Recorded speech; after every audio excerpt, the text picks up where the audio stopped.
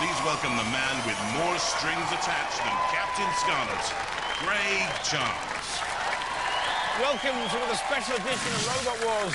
And back, due to popular demand, is the second of our gruesome annihilators. And what can I say about the robots gathered here today? Only that they came, they saw, they kicked some serious bottom. Yes, folks, this is a war between 6 of the most ferocious robots from Robot Wars so far. Now, the way the Annihilator works is fairly simple. All of our 6 robots are thrown in the arena together. There they fight until one of them is clearly eliminated or time runs out. With one robot annihilated, the survivors then given time to make repairs before all 5 of them prepare to do battle again.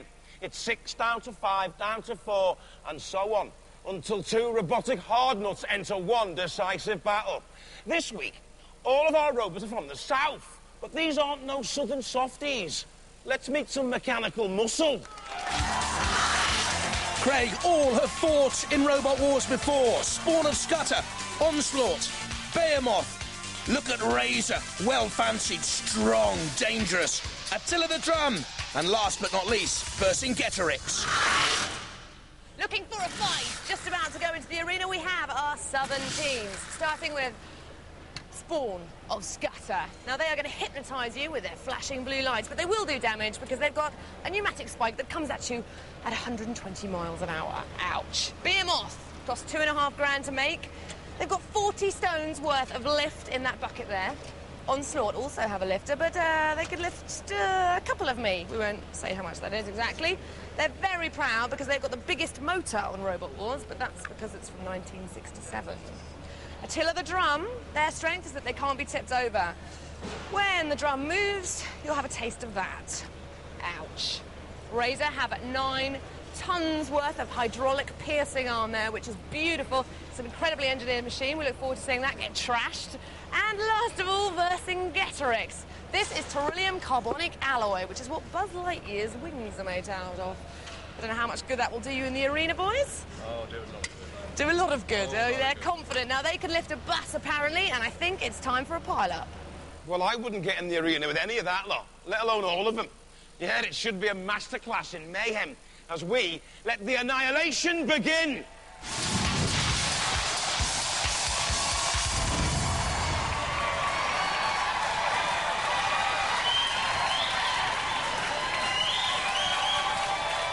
From Bournemouth, seed number 3, Razor. The reigning world champions, team captain Ian Lewis, swims with sharks for fun. The 9-ton hydraulic piercer on Razor can do as much damage as a great white. And let's have a look at the capabilities in Series 4 so far against Velociriptor. You can see the power of the cutting, crushing claw. Robo Chicken certainly found that out. Those holes, 450 of them drilled in the robot to keep its weight down. Speed up to 11 miles an hour. Heavy at 80 kilos. If it comes to a balancing act, difficult to haul over. Razor, the heavyweight favourite, surely. I'm Ian Lewis. I'm Simon Scott. And I'm Vinnie Flood, and this is our machine, Razor. And we're ready for all-out war, and we're going to wreck the opposition. Absolutely trash them. Definitely. Grease them. Yeah, big time. Big time squeeze out. We're mean. From Hemel Hempstead and number 6 seed, Behemoth. A mighty machine. Joint heaviest here at 80 kilos. A titanium shell, bucket scoop, 2 motors, and an electric wheelchair gearbox. Will the Moth fly too near the flames, though? In Series 3, we saw the power of the scoop against Shark Attack and then General Carnage. And in the heat final, things looked good as they rolled Pitbull over. But then they got stuck on an arena spike and were unlucky losers.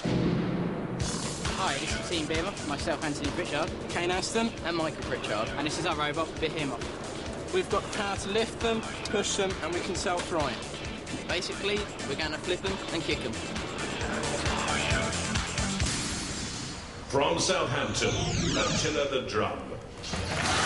A mace and pickaxe mean there's nothing humdrum about Attila. A Kevlar shell protects the 24-volt motors. The drum rolls both sides up, even when it's flipped over. Now, we've already seen great aggression from Attila the Drum in Series 4 in the very first heat, using the mace there to create damage on King B3. And Medusa 2000 spinning wildly, though. The problem was a lack of control and style. And ultimately, the judges ruled them out. Hi, we're the BattleBot team. I'm Team Captain Bernie, this is Aisha, and this is Helen. And this is our robot, Attila the Drum. We're really looking forward to this Annihilator round. We've got more chance of hitting other robots, and we're going to do it, hopefully, with this pickaxe. And also, the fur and the tassels and everything is going to put the fear of Attila into all the other robots as well. From Bedford, Onslaught. A pneumatically powered scooper, spikes at the rear, a Sremek. This seems to have it all, a steel chassis, power from a forklift truck motor. Get ready for the onslaught. In Series 3, as tenacious and nippy as a Jack Russell Terrier.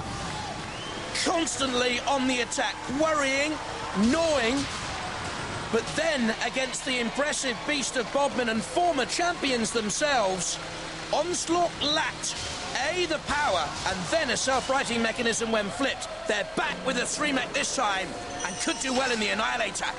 A very good sport is Onslaught. Hello, we're Team Onslaught. This is my son David, brother-in-law Mark. This is our robot, Onslaught. He has a lift in front, self-righting mechanism, a great big 1 kilowatt electric motor, and very soon we should be going out into the arena with 5 other robots, and hopefully we'll be able to beat the whole lot of them. From the Isle of Wight, Vercingetorix. Kevlar and Lexan axe and lifter, materials and weapons double up to make this ancient name machine most modern indeed. These are veterans of Robot Wars. They've been with us for years with the old Latin inscriptions and never really lived up to their potential. Unless they can get the weaponry working this time around, it'll be defeat, as it was against Terrapin in the first round last year in the old Latin inscription. Lump 'em, shunt 'em, dump 'em. Hi there, I'm Ian. This is Alistair and Tom. We are Team Vercingetorix. We're in the Annihilator, and we are going to do some annihilation. From Grays in Essex and seeded number 10, Spawn Scutter. It has that pneumatic, flipping, piercing, 120-mile-an-hour spike, can run upside down on its 4 wheels from a sack barrow and 2 starter motors from a saloon car give the initial power. In Series 3, they went all the way to the semi-finals as Scutter's Revenge, only to be beaten by 101.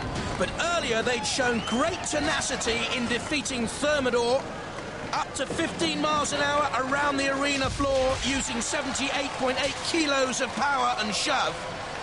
That took them through to their heat final. Oh, behave, said the Scutter's message.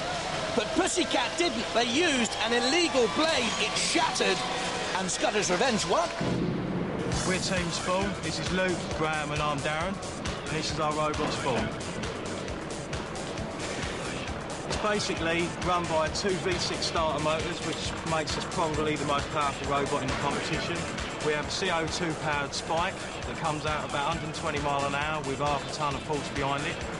And we're going to knock them out, basically. Roboteers, stand by.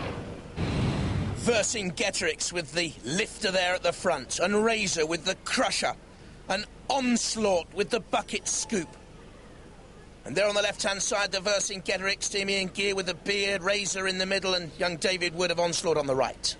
And Attila the Drum with the pickaxe look, Spawn of Scutter with the spike, and Behemoth with the pneumatic scoop. Bernie Ryder of Attila the Drum on the left there, the Spawn of Scutter boys in the middle, and the Pritchard brothers of Behemoth. 3, 2, 1. Oh, look at the speed of Razor, straight out of the traps there to the top right of your picture. Razor with a great crushing claw on Vercingetorix. There's Behemoth trying to get the scoop in. That's Razor immediately on the attack and piercing Vercingetorix's shell. The boys from the Isle of Wight with a Kevlar and Lexan machine in trouble straight away from Razor looks. Piercing and crumbling Behemoth nearly flipped up by Onslaught. But look at this. Razor's great crushing, piercing weapon.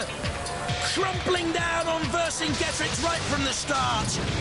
Spawn of Scudder dodging away from Attila the Drum. Attila the Drum coming back, using the pickaxe, don't forget. There, we just saw it. Onslaught in the middle. Vercingetorix trying to get back at Razor.